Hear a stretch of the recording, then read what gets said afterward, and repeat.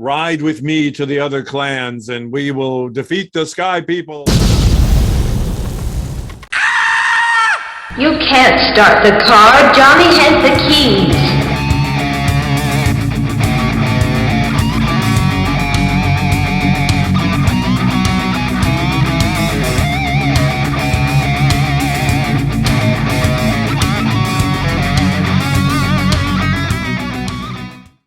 Hello, hello, hello out there in podcast and YouTube land. You have reached Johnny Has the Keys, where we talk about horror movies and science fiction films and those key elements that lift them above the average genre fare. Are you new to us? What's the deal, man? Why hadn't you been around? What? We welcome you. Yes. Welcome to our extraordinarily geeky and bizarre tie-ins to unique items that you might not have seen in the first place. Are you coming back? Then you know I have trouble and struggle with winging these intros. But we do welcome you. I am here with my co-host and good friend, David Horton. David, how are you doing today? I am doing well. That was a good intro. You done good. We normally start with what we've done in our genre week. And one of the weird things that I did was I got sucked into looking at different stuff. I was doing some research and ended up finding this documentary on not just the, video Nasties that happened in the 80s and 90s in England. Oh, I was reading something about video nasties just about an hour ago. But also banned movies. So came up and found this list, and I just wanted to run it by you real quick of the top banned movies in history. These are all horror movies, of course. So they're not the 1980s. They're just all over. Some of them are the 80s. Some of them are before the 80s. Because wasn't there a big purge in the 80s over in England? I think there was. Oh, yeah. That was the video nasties where it was, and some of those are on this list, of course. Okay. But so wanted to know, A, if you've seen them, B, what you thought of them, and should they have been banned? Or, I'm sure you think, no, none of them should be banned. Oh, of course not. You should show them to preschoolers. But anyway. Toolbox murders. That was one of the video nasties. It is not on this list, however. Ages 3 and up. This list starts with our favorite Eli Roth's Hostel Part 2. Not the first one, the second one. The second one is supposedly a lot worse than the first. And by the way, out of all dozen of these, I've probably only seen 6, maybe. So have you seen Hostel 2? I cannot remember. I know I've seen Hostel, though. A bunch of they showed clips from it, so evidently a bunch of girls this time they get hooked up with a girl somewhere, and she takes them to the Romanian whatever place where everybody's bidding on them through an app on their phone, kind of thing. Anyway, the next one I'd never heard of before. It was called Necromantic, Nekromantik. I've seen the title. Looked disturbing, and but I haven't seen it. The other one sounds romantic. The other one I have seen, ironically, and I don't know why, it's called Maniac. Came out in 2012. I think Tom Savini may have done the effects for that. I think he did too. Yes, you're right. So anyway, that was banned in like 6 countries. The other one, going all the way back to 1971, The Devils. Oh, ooh, that's on Shudder this month. Actually, it's on Shudder right now. Yeah, like that movie a lot. I won't say love. I started to, but I like it a lot. But that has one of your favorite actors in there, and one of our favorite directors. So, right, Ken Russell showing crazy nuns, baby, crazy nuns. Human Centipede 2. I've never seen that. Evidently, it's very meta in that it's about a guy who watched Human Centipede 1 and thought he could do it better. And it is fairly disgusting in all the clips I showed, just like the first one. It was so bad and gory that the production company insisted that he make it black and white even though he shot it in color. They had to release it in black and white for the gore and the blood. One that you have mentioned to me that I've never seen, Cannibal Holocaust. That's a found footage movie from the 70s. Yeah, found footage of a cannibal Holocaust, I guess. Yes. Yeah, it's what basically Eli Roth based Green Inferno on. Well, this particular video was saying that one of the worst things about it was not just the cannibalism and everything else, was the fact that they actually show killing animals. Yes. Yeah. They show the murder of I want to say the mistreatment at least of a giant turtle. And kill a pig, it's not good. Lots of killing. Yes. Almost done. So Saw 6. I haven't seen anything other than Saw 1, so can't tell you why 6 would be worse than the rest of them. No. But evidently Saw 6 is like some big vengeance thing with Jigsaw. So it's bad. Okay. Land of the Dead, 2005. Why would they ban that? Wasn't that Romero? Yeah, it's got Dennis Hopper in it. It's in a high rise in the city. I've never seen that. Oh, really? No. I think it's on our list. I would do that. I have never seen Land of the Dead, but I've heard it was Romero back to being Romero. It was, and I can't remember if it's a big budget or not, because you know how he would bounce back and forth between indies and Hollywood produce things. So maybe it was Hollywood and it wasn't that great. I can't remember. Our top 5 then are, starting with The Evil Dead. Of course, banned in several countries, banned for years in different places. Why are you torturing me? It's the woods, Ash. It's the woods. She's your girlfriend. Number 4, The Exorcist. We've already covered it, of course, and talked about it, and understandably why it was banned in several countries. Number 3, The Texas Chainsaw Massacre, the original. That's just disturbing. And it's just disturbing. We said it when we reviewed it. It's just one of those that you go, yeah. Number 2, I Spit on Your Grave, the remake, not the original, the 2010. They said the original was bad enough, but the 2010 version is supposedly really bad. Is that the one where someone gets a fish hook in their foot or their hand? I think that's the worst part of that movie, is watching them deal with the fish hook in their hand or their foot. It seems like it was that movie, but evidently 2010 is, it's the author going to the woods again to relax and, by herself, and the boys' horrible rape and all of that, and her coming back for vengeance one-on-one, sort of thing. And then the last one on this little list of the most banned movies in history was Possession, 1981. I've never seen or heard of that movie. I would have to look it up. It looked like so generic. It looked like a Roman Polanski movie, but I'd never heard of it. So it seems late for him in 81.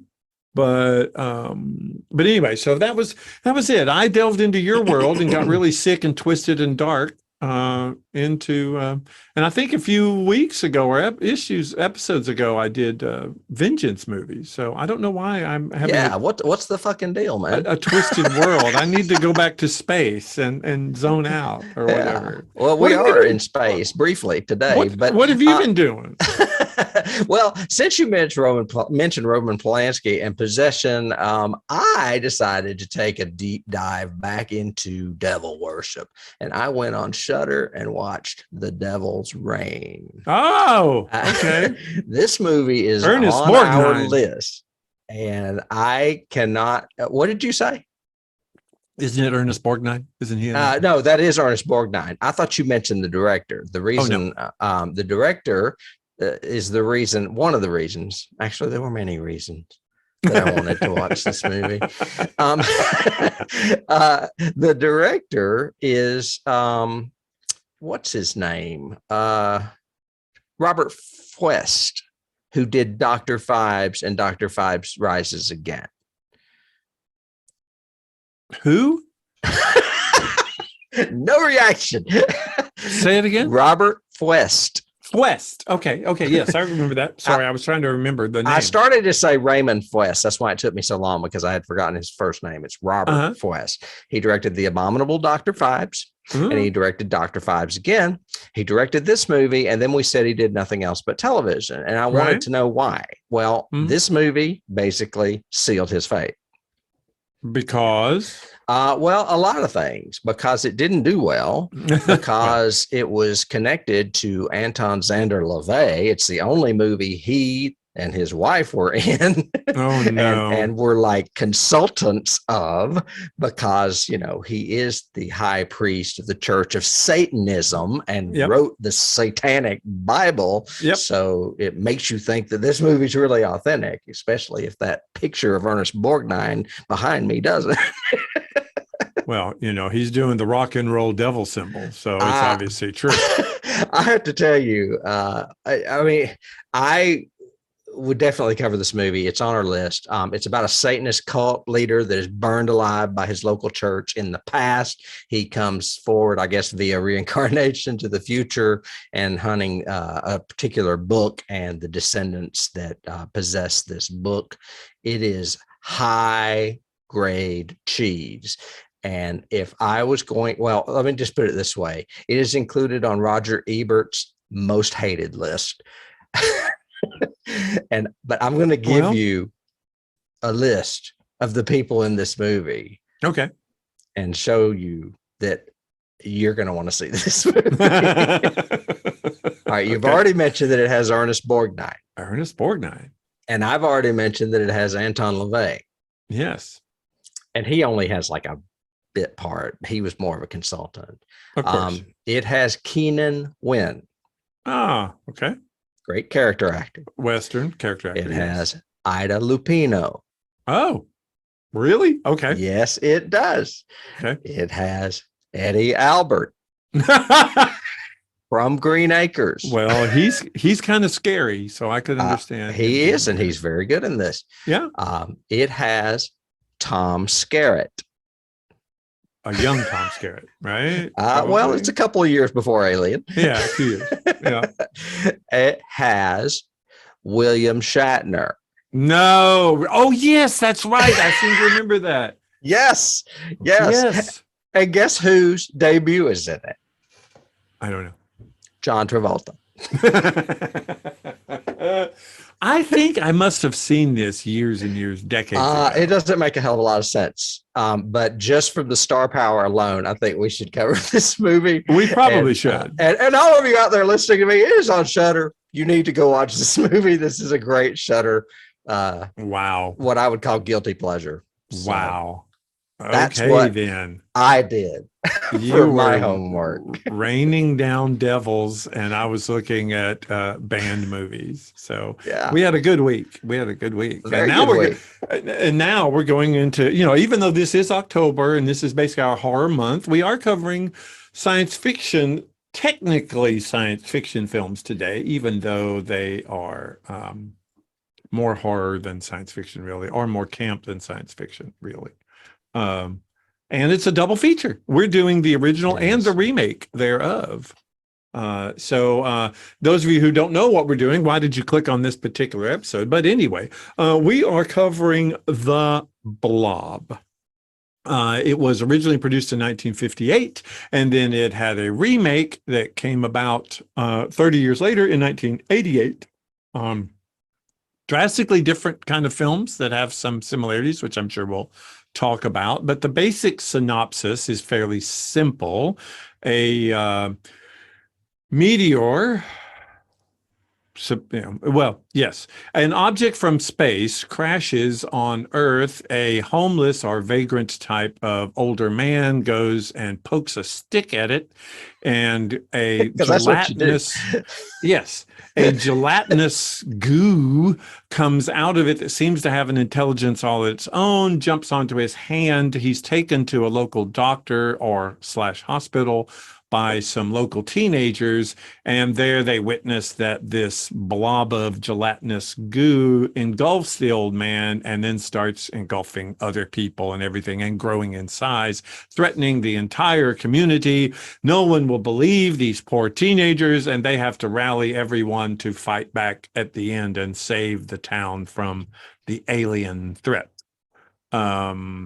I do not have to ask if you have seen this movie before. I guarantee you've seen both of these. I actually had not seen the remake in a very long time. I had seen the original about a year or two back. I watched it one day on like Turner Classics or something. Yeah.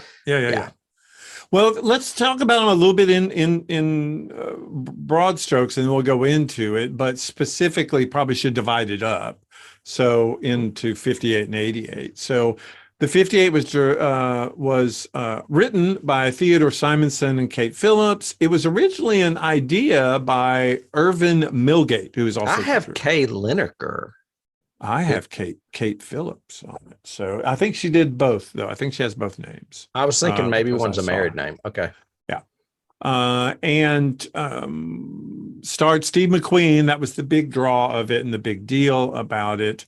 What did you think of the original Blob? When was the first time you ever saw it? Do you remember the first time you ever saw it? I was trying to remember. I know I saw it as a kid on TV, probably like on a Saturday afternoon or something, really little. And I remember, there's certain elements of your childhood that you remember.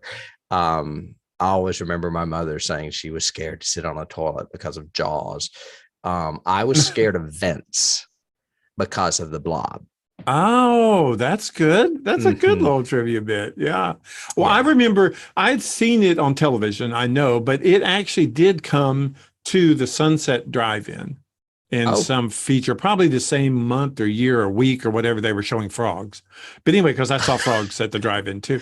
But I did too. But it also, we've seen somebody at that I've seen Zombie at that drive-in. I saw The Thing at that drive-in. I mean, there's a lot of great movies we saw at that drive-in. Well, I remember watching it and thinking, wow, I wish I had seen this in a theater. I think the theater part of it would have been actually creepy and kind of scary. Make you, look behind you to see the coming out of the projection booth. But it's interesting that I thought it was a unique concept. I thought it was a different style of monster. And I think maybe that's why it stuck with people, because this was hugely popular. It became a pretty popular little film for a while. They released it with like B or like second tier status, and they had to elevate it because it was doing so well. Yeah, it was intended to be a double feature. And as a matter of fact, when it was first released, it was released with I Married a Monster from Outer Space. Right. That's what I read. As a double feature. But then, they had to do it himself, to kind of separate it because, and it stayed in theaters for, running for a while. Well, it kind of slides. It doesn't run, but oozes kind of thing. I was very. It was a nostalgic movie. I think that's the best way for me to say it. Don't you think? Yeah, it is. And I don't know if you did. I'm sure you did the research that I did. When you looked into the people behind it, the directors and the writers, they never really did another movie of this type. They were more known for like religious movies. Yes, and so this movie is very white bread. It's very like straight down the road, good people. I don't know what is the word I'm looking for. It's very clean. It's a very clean movie. Yes, and it's also of an era. But each of these movies is of an era that they came out in. Yeah, it's like if you took Happy Days and a horror movie and put them together, this is what you would get. Right. But with that same thing of the subtext or the sub-theme of communism and slowly spreading among the town, and we have to stop it kind of thing. And that whole 50s hot roddy sort of, you got to beware the teenagers. Rebel we got to without look a out cause. for them. Yeah, definitely. That's a huge key for this, of course. I thought it was very, I have a story. So as you know, my dad was a minister for, and now I just totally forgot for, I want to say Ray Bradbury, but it's not Ray Bradbury. I thought you were going to say the Church of Satanism. No, he was an evangelical minister for Billy Graham. By that, Oh. he would go around and show Billy Graham films when Billy Graham had a film industry and a film company, and they would do these Christian religious films. And they look a lot like this in style, in structure, and everything. How overlit everything is, how it almost looks like a sitcom lighting in places, even though you're outside in the woods. And you've got all this, and how did you notice there were certain shots that were like totally out of focus? It was like they were totally not in focus, like they missed their mark or something. I guess I didn't notice. Yeah, there's a lot of that. But anyway, that style, there was, I remember one that my dad showed repeat because I would go with him on some of his trips where, he would basically go into a church, show his films, and then, take up the offering, give a homily, all of that kind of stuff, give out the literature for Billy Graham. And it was to, bring everyone to Christ kind of thing, evangelize. But like one of them was called The Cross and the Switchblade. And that was one that he showed over and over again about this pastor who's trying to get the teenagers in his town, bring them to God. And then there was another one called The Lost Rebels, and it was rebel without a cause with a Christian bent, the sort of thing. This movie reminds me for Jesus. This movie reminds me so much of that. I mean, it's got the oldest looking teenager in the world. Oh my God, he's almost 30. It's my gosh. It's like Grease and the people in the movie Grease. Yep, definitely. Yeah. And he was 28 at the time. Well, he looked it too. He looked way much older than everybody else. It has a line in it I've got in my notes, which is, "This little pebble has been hot rodding around the sky." That was what one of the teenagers said about it. I was like, really? Really? That sounds like my grandfather. Yeah. It's got an extremely slow climax. It's got,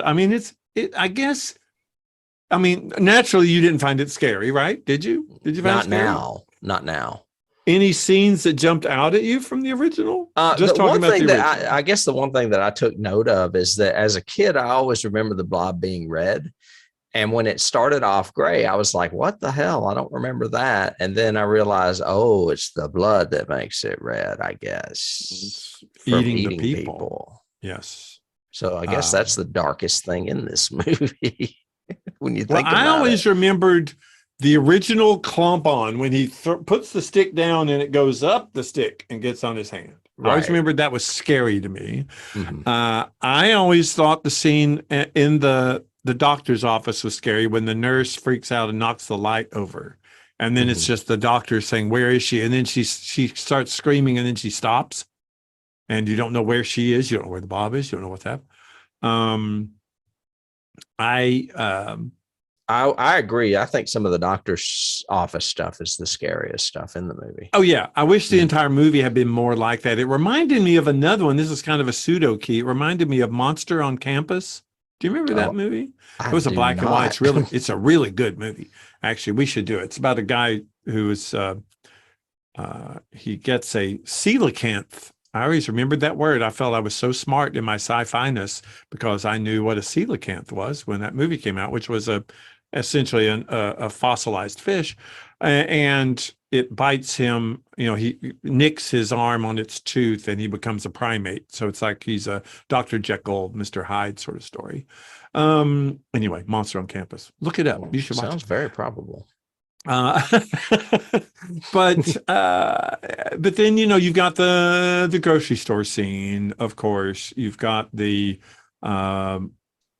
them finally trapped in another eating establishment. They're in like a diner, like one of those. It looks almost like a silver train car diner kind of thing. Yeah, like a camper. Which is the big climax of this. But I always remembered the little kid, her brother, coming out because he snuck out of the house and he has the little cap gun on it. I always thought that was a cool scene. Yeah, I just kept thinking it was going to be Ron Howard, but it wasn't. Right. But the same kind of attitude. Yeah. I've got another thing in my notes, which is, well, yeah, that's the least we could do for the old man, which is what? Steal his dog? You went up to his house and you steal his. Also, in all the reviews I read of this and the research I did of this and recaps and everything else, they kept saying there's a homeless man. In neither one of these movies is he homeless. He has a shed and a fire and everything else. He's not homeless. He's a hobo, but he's not homeless. But they kept saying homeless man. I went, no, he's not homeless at all. That word was trending at the time. Well, as in, let's see, what have I got in just a little trivia? Well, I mean, you were talking about scenes. I mean, obviously, the movie theater scene is probably one of the most memorable scenes in this. It's kind of fun because, I mean, you're seeing teenagers in a movie theater, and then you're seeing the panic and the blob coming through the projecting booth or whatever. And then actually going into the doors or out of the doors where it kind of splits in half because there's two doors. Yep. That would be the scene that would immediately stick out to me. That and the scene you said where the hobo's poking it with a stick and it wraps around his hand.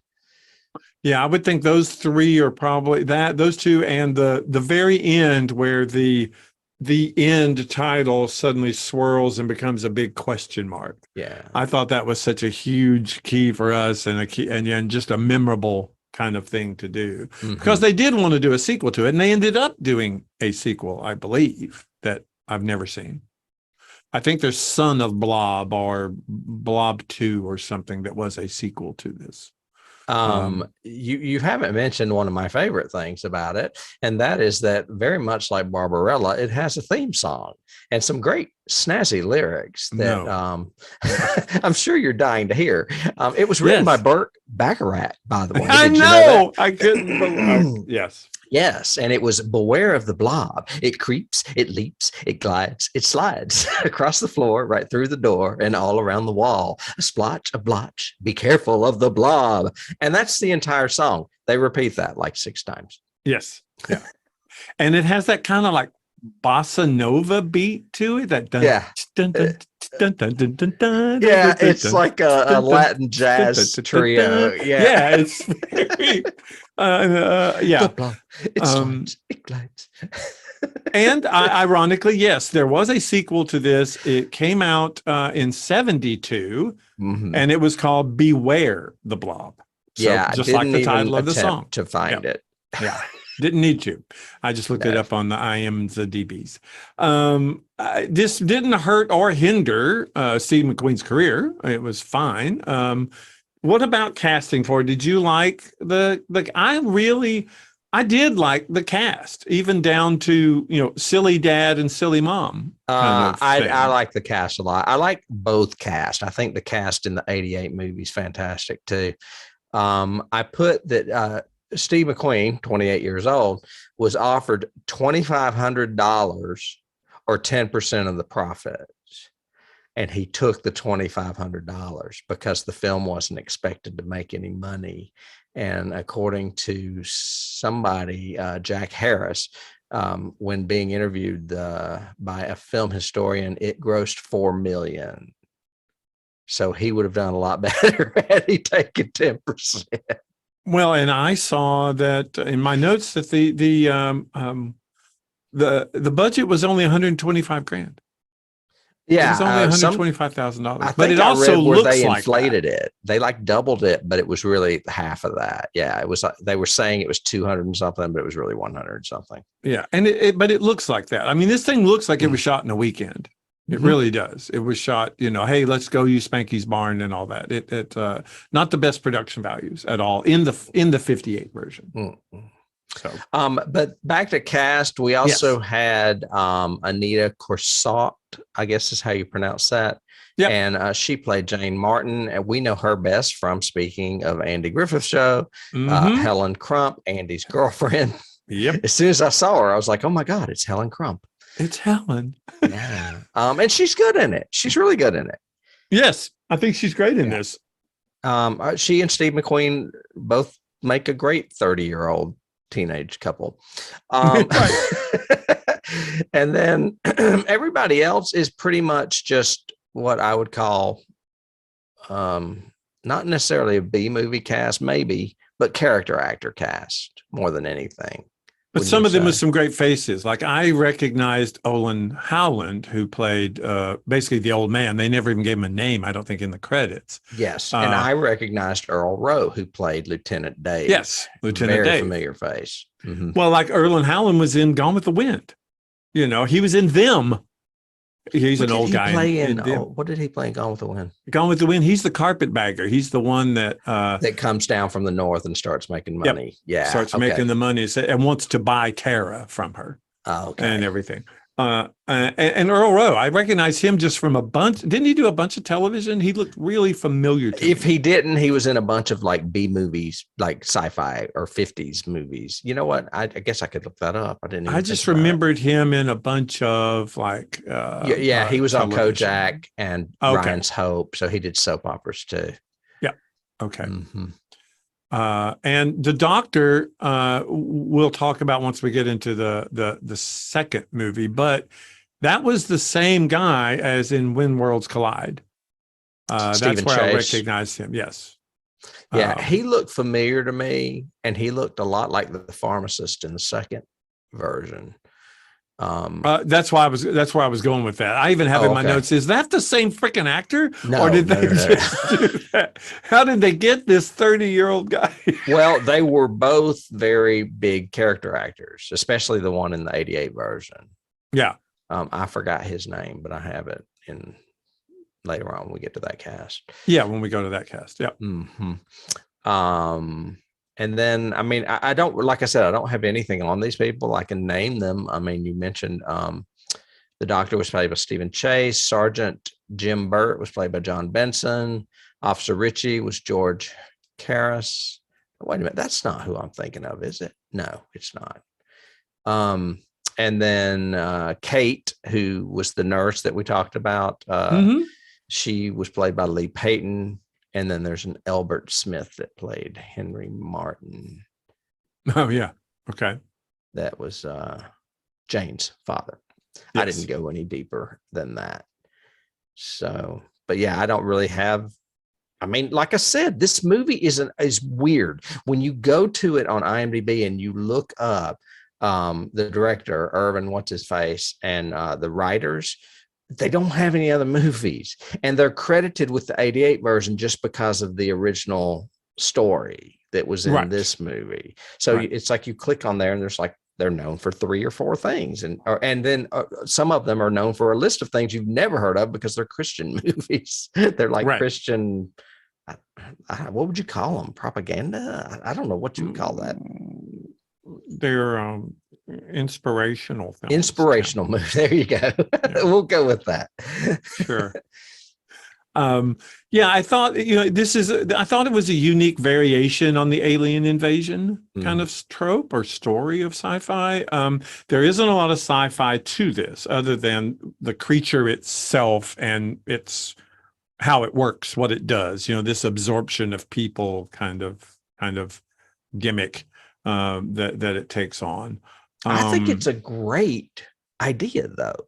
And I do too. Yeah. I don't think it's ever been totally realized. Really. Yeah. No. It's very unique. I did see some trivia because there are people that adore this movie. If you search this movie online, there are people that just love the Blob, either the 58 or the 88 or both. That think it's great horror, yada, yada. I'm more of a, Deadly Mantis kind of guy, but the Blob is good.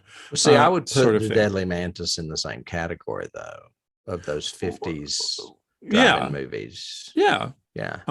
That sort of thing. I did see that the movie theater in the 58 version is still operating and does still show movies. So, and it has has its own kind of little mini museum in the lobby to the movie. And where is it? Where was the locale? It's in Valley Forge, Pennsylvania, which is actually where this was filmed. At first I thought, this was filmed, in Reseda or whatever, outside Los Angeles. But no, they actually filmed the entire thing in Pennsylvania. Some of the special effects shots were done in California, but everything live action was shot in Pennsylvania.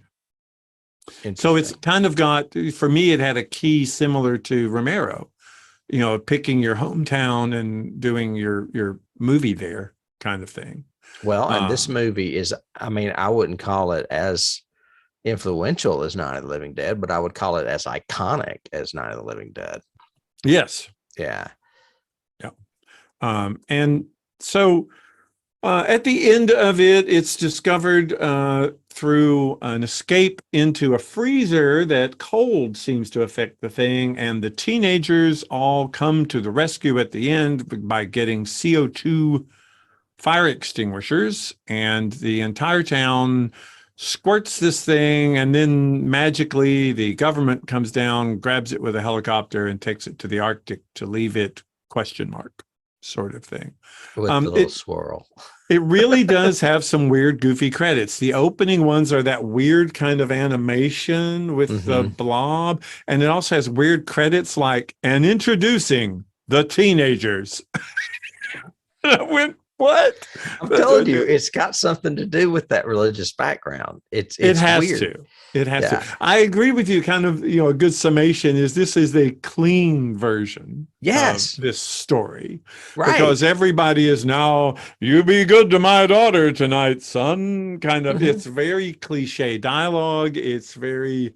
And they're not off drinking. They're out there ready to take on the blob and defend their town. Right. They're very good teenagers. They're good kids. Yes. Yes.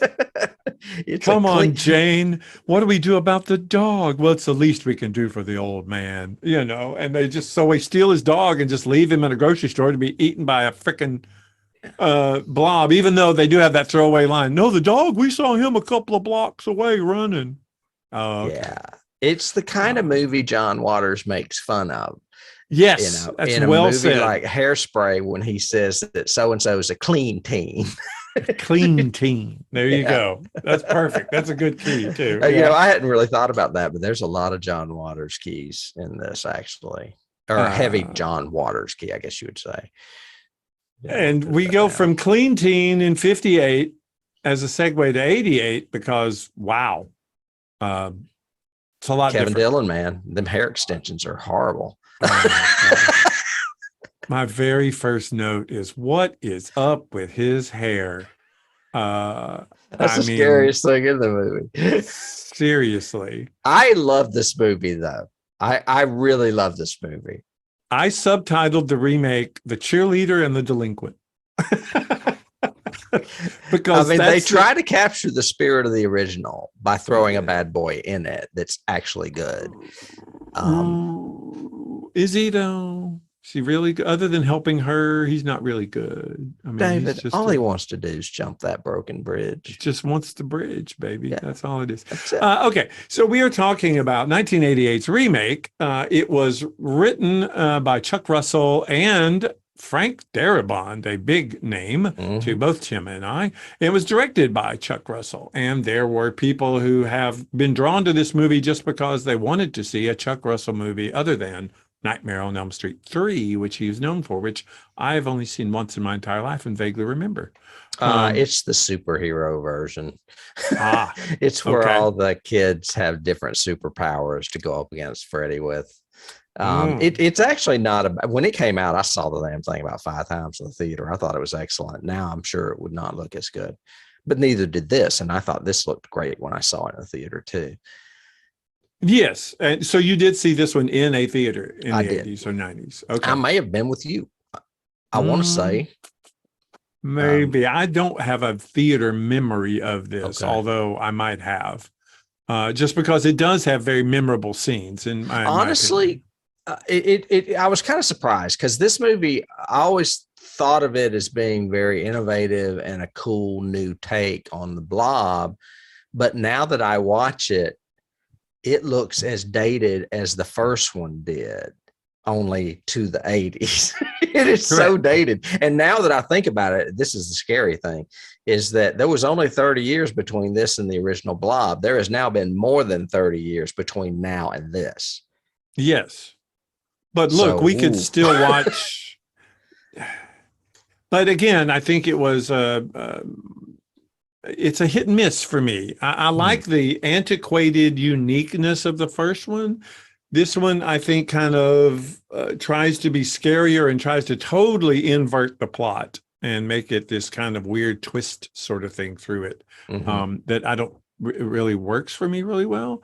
I had some initial production trivia Okay. that Jack Harris, who was the original producer, he was the original producer of the 58 version too. All right. That's where the Harris name came from. I was thinking he was director, but he was producer. He was the producer of the original. He ended up producing this one as well. And he was actually in talks for 2 years with John Carpenter to actually direct this remake. And that fell through for whatever reason. That's a shame. He ended up signing on with Chuck Russell, but Russell and Darabont both requested that they take a break or put the production on hold until they finished Dream Warrior or Nightmare on Elm Street 3, whatever. It was 87 and this was 88. Yeah. Yeah. Which would have been 86 and 87 probably.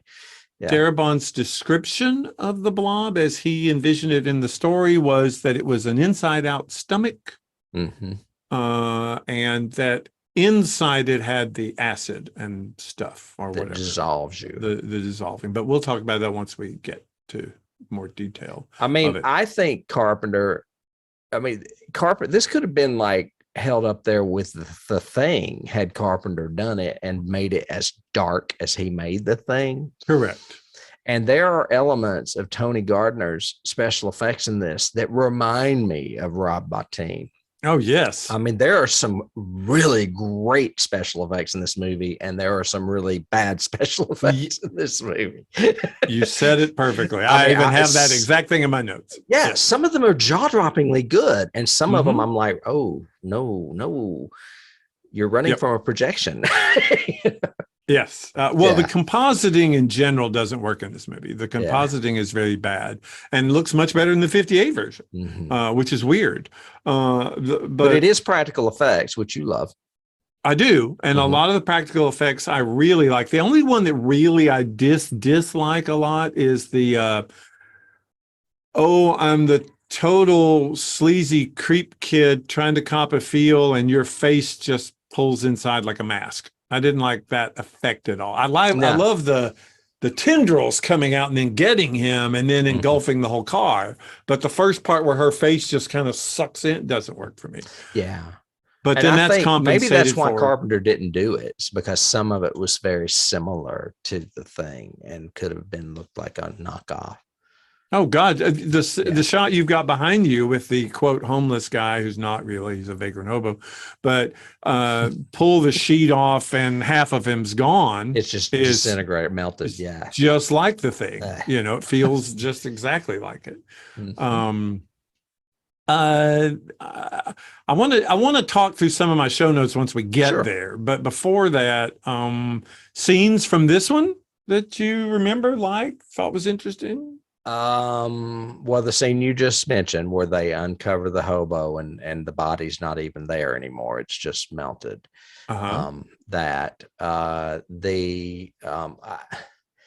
This one here, when the woman is in the phone booth and she's trying to reach her boyfriend, the sheriff, and he just kind of all of a sudden just pushes up against the glass because he's already been devoured by the blob. Or half devoured. Yeah, that's a very Thing shot too. It looks like something you would see in the Thing. Very much. The one that you see from the poster or from Fangoria pictures with the guy reaching for the girl and his face is covered in the pink goo. It's her boyfriend. They kill like halfway through the movie or whatever. Yep. Yeah. Because they were trying to pull a Psycho where you think he's the main character and then they kill him off about a third of the way. Give away the whole key element there, Bob. Yes. Oh, I guess there's a key. I didn't think about it. Sorry. It's a huge key. Poor Paul. Paul, we thought was going to be, the football player we thought was going to be our hero, our Steve McQueen. And no, he's like gone, like 15 And he's like a total dick to Kevin Dillon.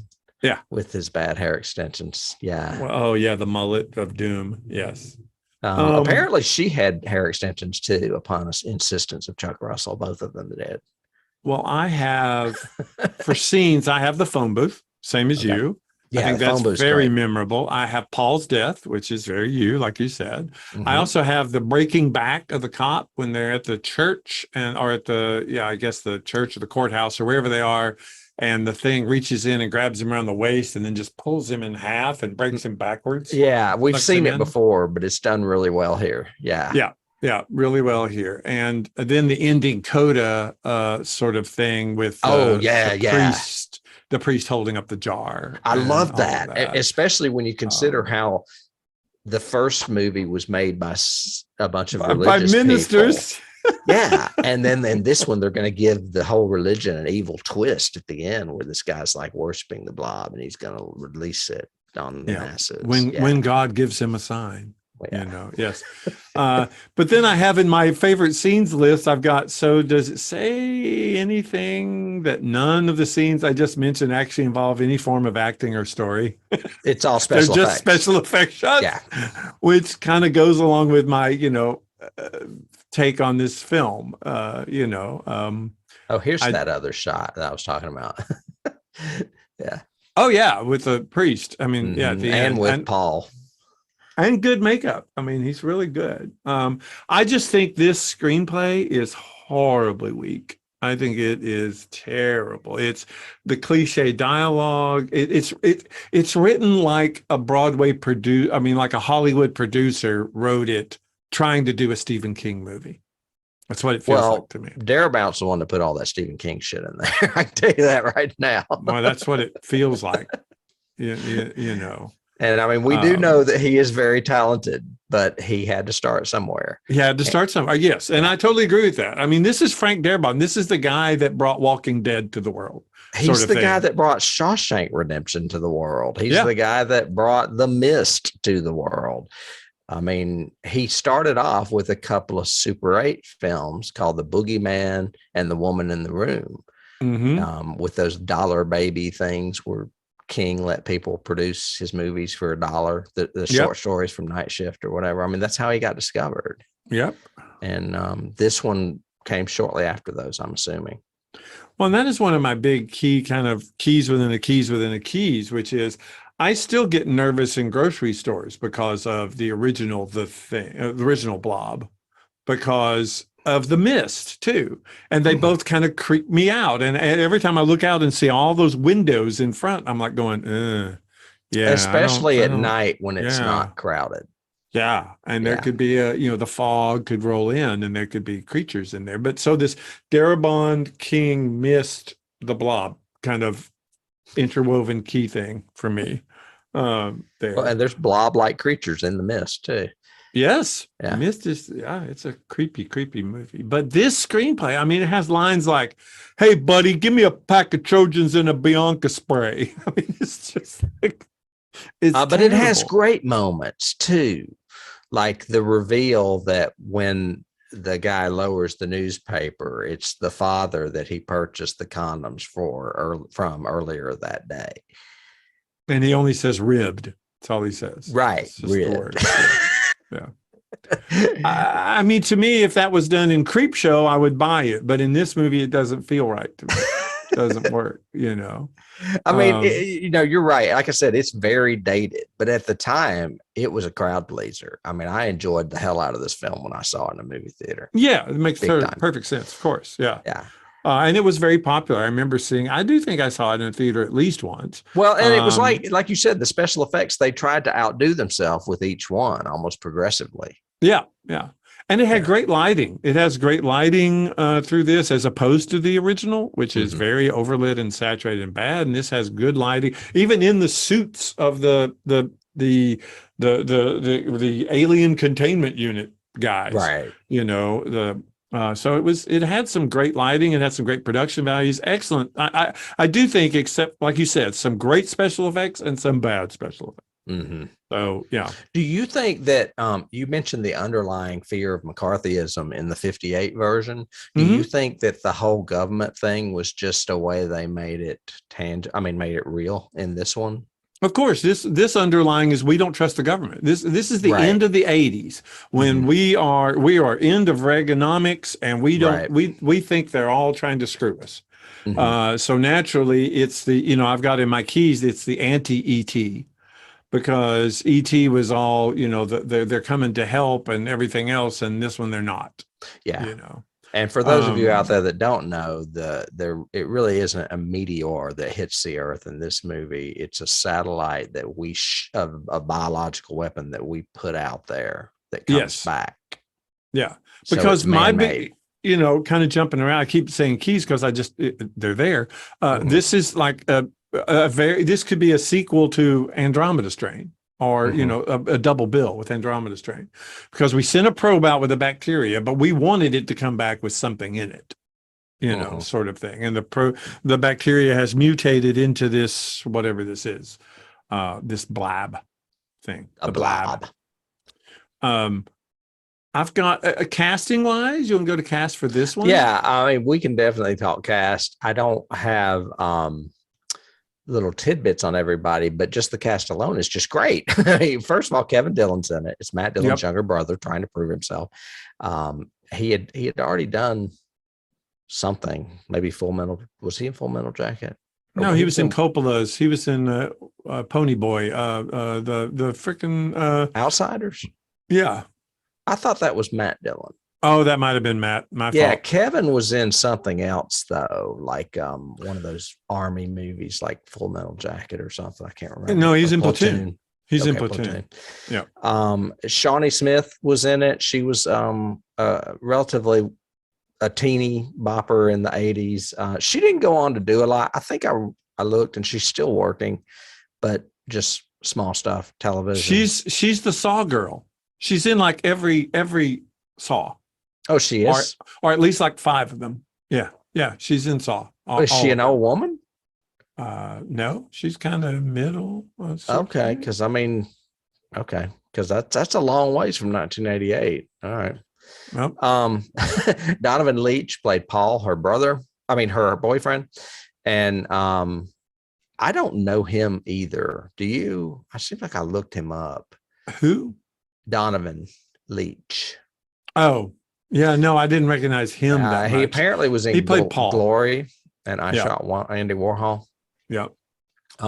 Jeffrey DeMunn plays Sheriff Herb Geller. He's one of the bigger catches for me in this.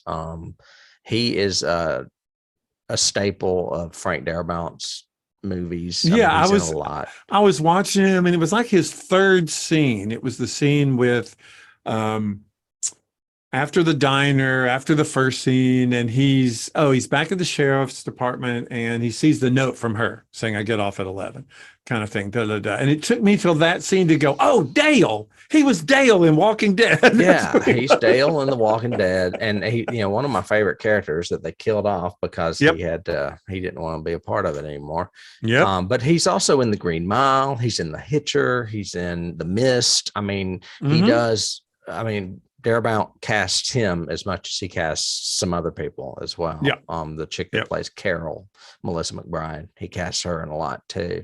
Yes. Another really cool catch was the girl that he likes, the diner owner, is Candy Clark Yeah, from Fran. American Graffiti Yep. and The Man Who Fell to Earth. I mean, she's someone you don't see that often, but when you do, you're like, oh my God, she's great. Yeah, she Uh, was. I always pair her kind of like separated at birth with Ellen DeGeneres. Not Ellen DeGeneres, Ellen Green. They kind of remind me of each other a I lot in think their of her more performances. like in this is like Peggy Lipton in Twin Peaks Oh because yeah, she's I could working see at a that. diner. Yeah, And that's that's a good one. probably a key now that I think about it in a That's way. a that's a good Casting comparison. key, if anything. Yep. Uh, Wait, I lost my place. Sorry. That's okay. We Joe were at Candy Clark. Seneca plays Dr. Meadows. He's the African American government The villain. shady character. He's the villain, Yeah. which I thought was kind of cool. He's very good at it, except when he conveniently gets yanked down a manhole. Yes. Yep. uh, Del Close played Reverend Meeker. I thought he was great. He's a great character actor. Good character actor. I loved his makeup at the end. Yeah, he was really good. Yeah, he died in 1999, but he was in movies like Ferris Bueller. He was the English teacher. He was in The Untouchables. Mm-hmm. Yeah, I mean, he did great work. So, it was clear he got cast and stuff by major Oh, yeah. directors. A lot. And then one of my favorite casting things is Paul McCrane plays Deputy Bill Briggs. Now, Paul McClane, many of you may go, "Oh yeah, that's the redheaded guy from Fame." Oh, but you know what I say, Emil from RoboCop.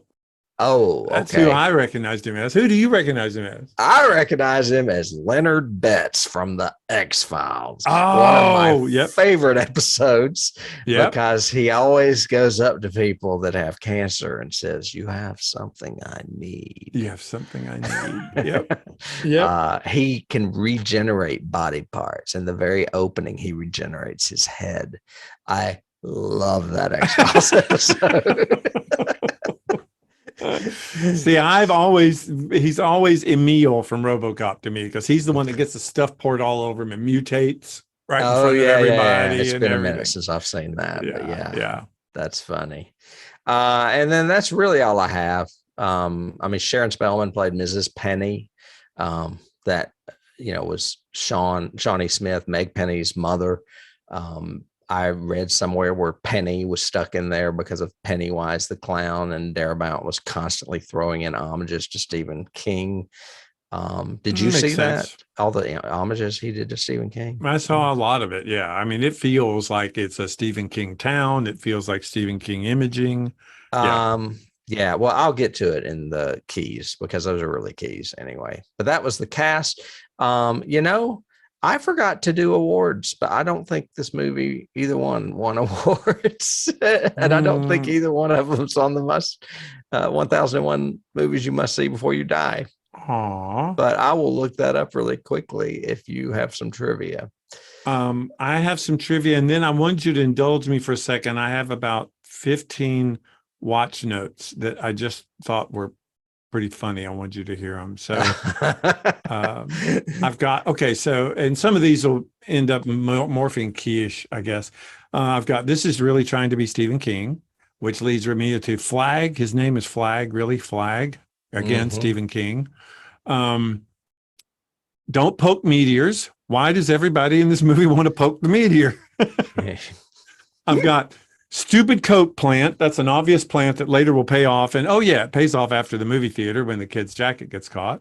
I've got, is this girl like related to Renee Zellweger? Because that's who she reminded me of. Shawnee Smith reminded me of Renee Zellweger. She does? Yeah. Okay. Yeah. She just reminds me of any 80s heroine that you will forget. Yeah. You know what I mean? The movie the blanket moving is an homage to the original that I liked. Great body dissolve, great arm coming off. Then I've got, that's great when she's reaching for his hand, like in that picture behind me. And his whole arm comes off. Yeah. It's very thing. Yeah. But then I said, wait, so the blob is eating this guy.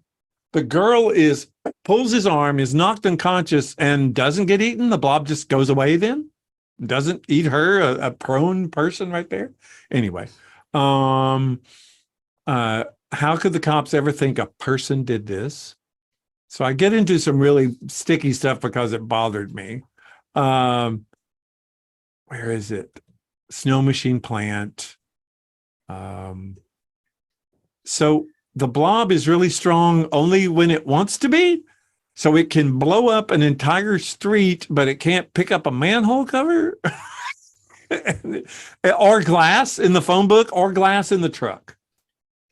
I just thought that was weird, even though I did like the way, that's another good one, is not just the effect of when Herb, the sheriff guy, goes by her in the phone booth, but like then when it cuts to that above angle shot and it kind of implodes on her and gets her, that was a great effect. What about when it goes up and then slaps down on that guy? Oh, like it does the slap and then peels up and he's stuck to him. Yeah. Like gum on a shoe. Yeah. I've got, oh God, here's the boozy priest cliche. And then I've got priest. Oh yeah, now I remember the ending. So I was a third of the way through the movie. And I went, you didn't? Oh, I always remember that. Now I remember the priest. Ending. Yeah, I always remembered that. Right. I've got Man, you can tell this is the 80s because this kid wastes a lot of cigarettes. He takes 2 puffs and tosses it every time. Yeah, a lot of people smoke. In 80s films, people are always smoking. Mm-hmm. I noticed that too. Will he make the jump this time? It's so suspenseful. Not. Sometimes go ahead. No, you go ahead. You're in the middle. Go ahead. I'm almost done. Sometimes the blob assimilates everything, and then sometimes it leaves half melted people around just for fun. A lot of that didn't make sense to me. It seems like you would not. I think they did it just for the horror effect of it, but it seems like that is incongruous. It doesn't work to me. I mean, I can understand, he has a layer on top of him so he doesn't burn through everything like walls or doors or whatever. But sometimes he just leaves people laying around so she can turn them over and their face is half melted off, or that they're laying around in the street for somebody to grab a gun off of or whatever. It just didn't work for me, And then they have the blob doing stuff like literally bursting out of the sewers, out of the ground, but it can't get through the wooden doors of the church or the courthouse. Or the theater. Any of that. I've got these people have evidently never been to Midwest America because drainage ditches are not that big that you can drive a motorcycle through, Love the ending coda. Gelatinous assimilation at its finest, I said. I think that's a good line. And at least it didn't have a stupid song. So no, it did not have a stupid song. Yeah. What I was going to point out is you wanted to mention somebody in the cast that I forgot to mention, and that's Art LaFleur, who played the pharmacist. Yes. And Penny's dad, the one that says ribbed. Yeah, he's a great character actor. We lost him actually last November. Oh, okay. But I mean, he's been in so many movies that you can't really name them because, I mean, he was in, for instance, Field of Dreams, but he was also in Cobra. So he's been in a wide variety of movies as a character actor.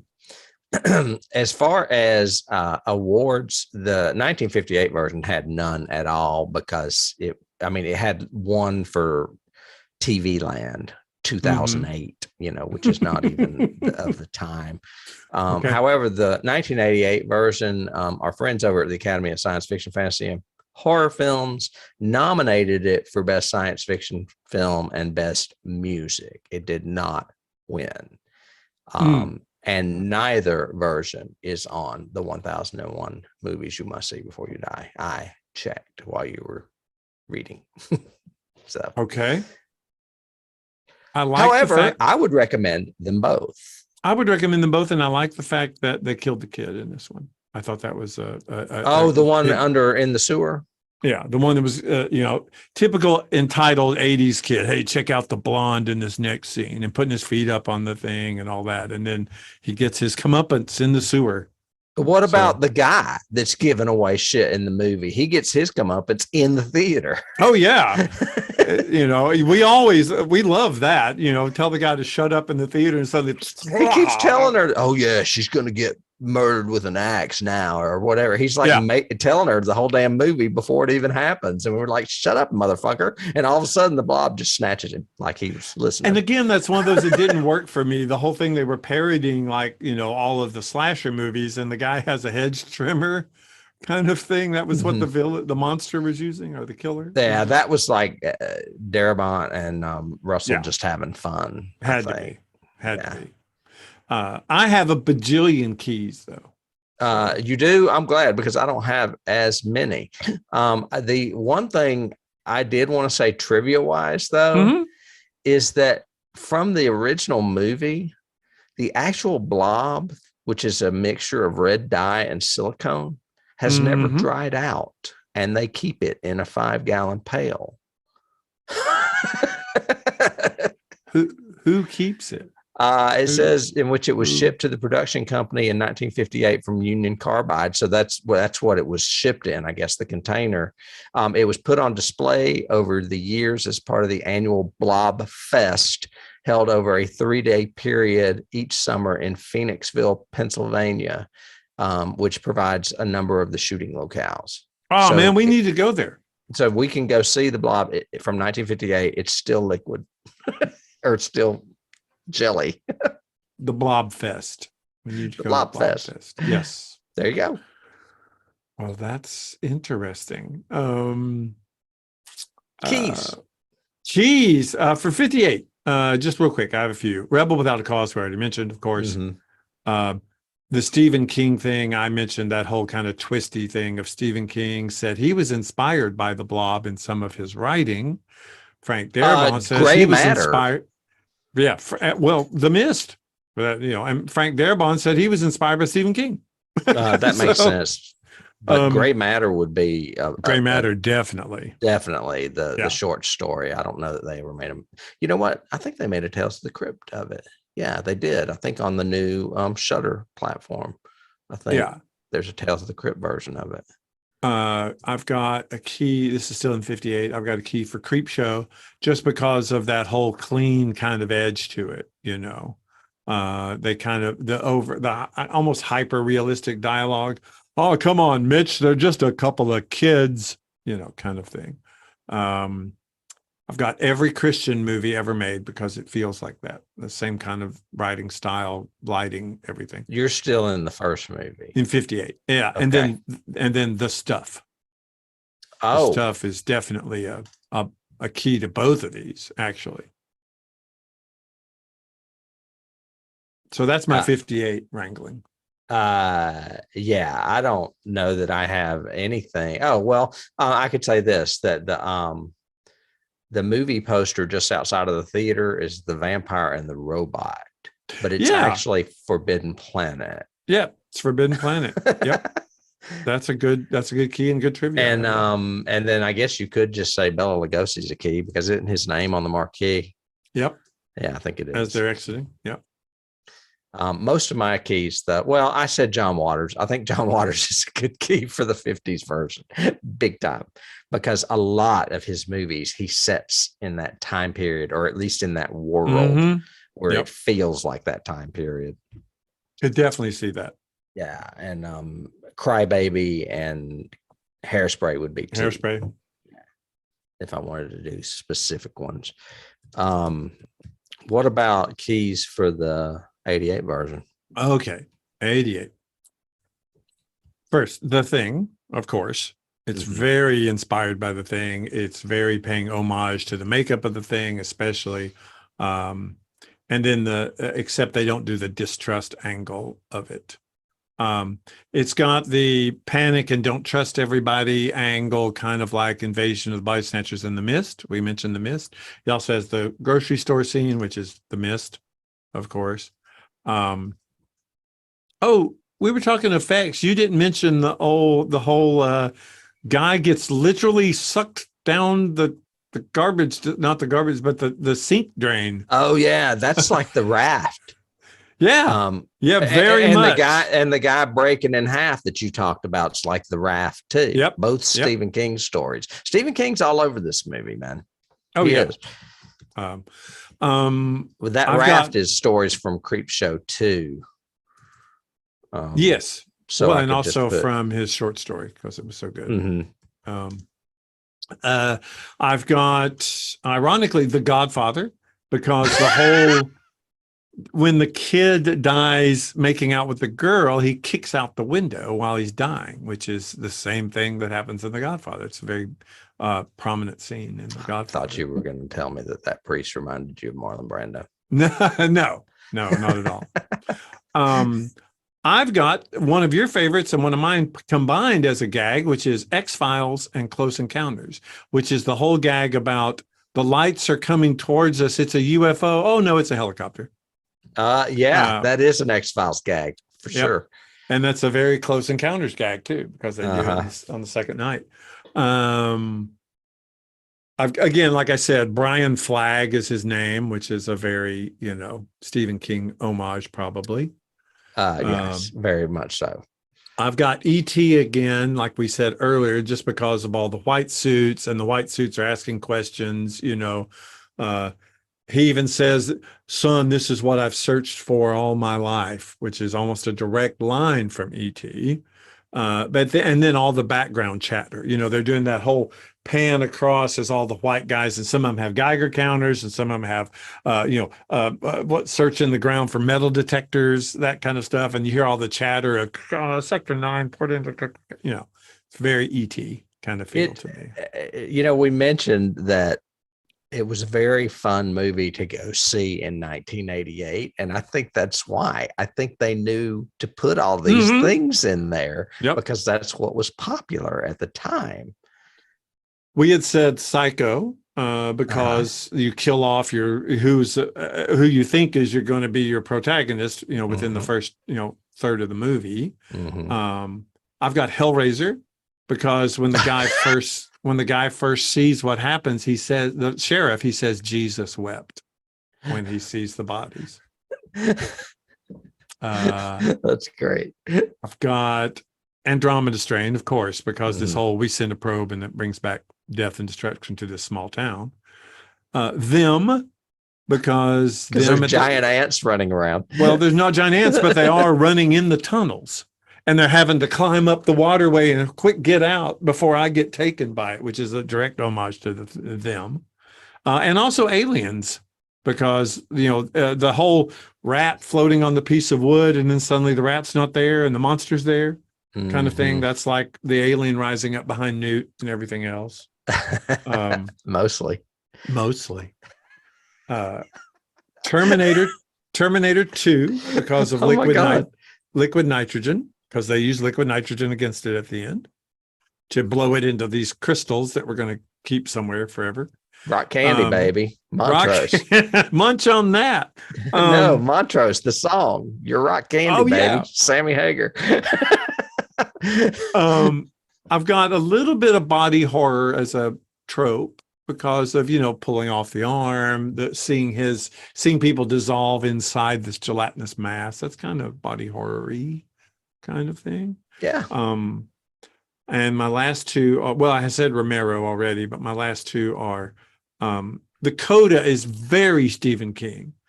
The whole, him doing a tent revival, then going in the back and the one parishioner coming in and talking to him, and he takes his glass off and you see the white eye, and then he holds up the blob with that maniacal kind of, soon he'll give me a sign kind of thing. That's just reminded me of a Stephen King short story. That's just a great ending. Well, he does a religious themed one called Revival, but it's been a while since I read it. It's more of a Lovecraft novel. Yeah. And then there's a key within a key in this in Ghostbusters 2, because they actually use footage that's not used in this movie. They used in Ghostbusters 2. And Ghostbusters 2, at the very end, it's a big pink blob that they're trying to defeat. Okay. Running in the sewers and taking over. So they're definitely kind of intermarried with these two. Man, this movie got more keys than I realized. I could not stop thinking about them. I was going, oh, there's that. Oh, there's that. There's that. And well, that's why I think it was such a crowd pleaser at the time. And now it just is not quite as good. It's very dated.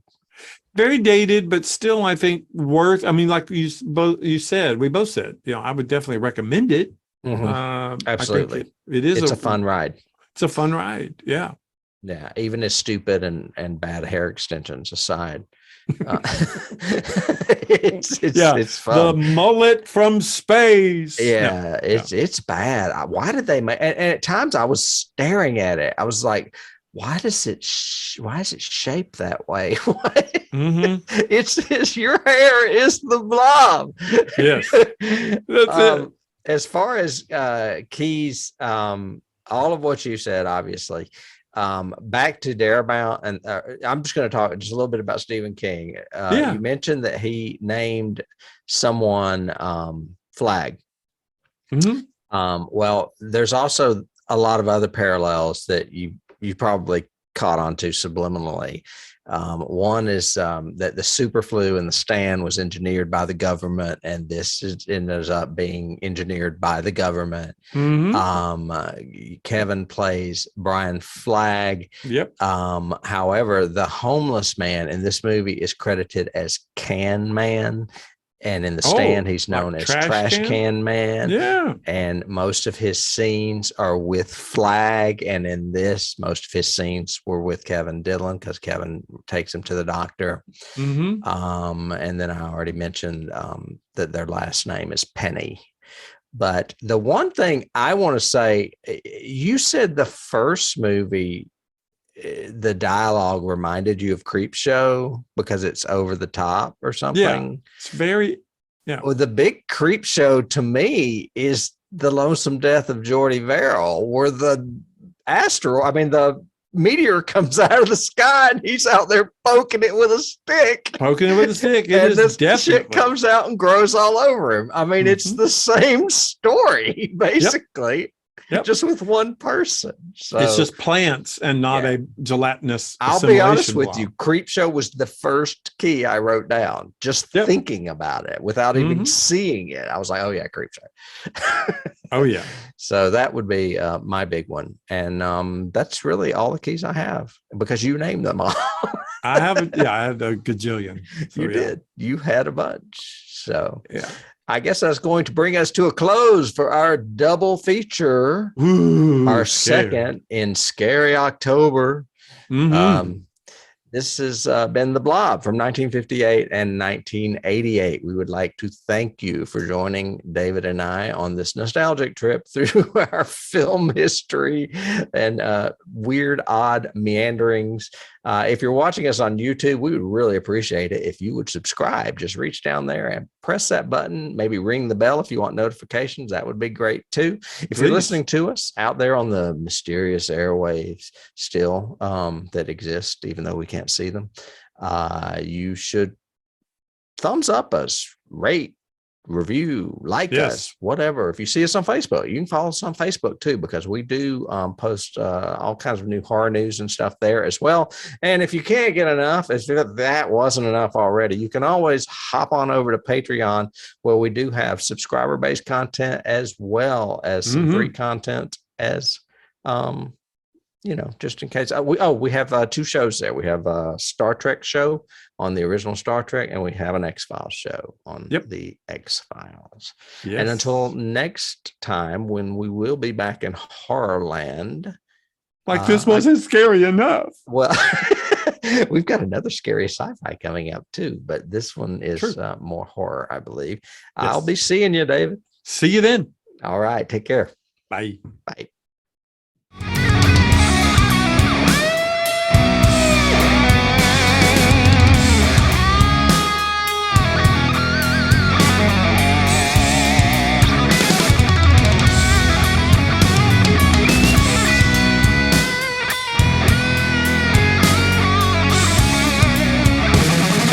Can't start the car. Johnny has the keys.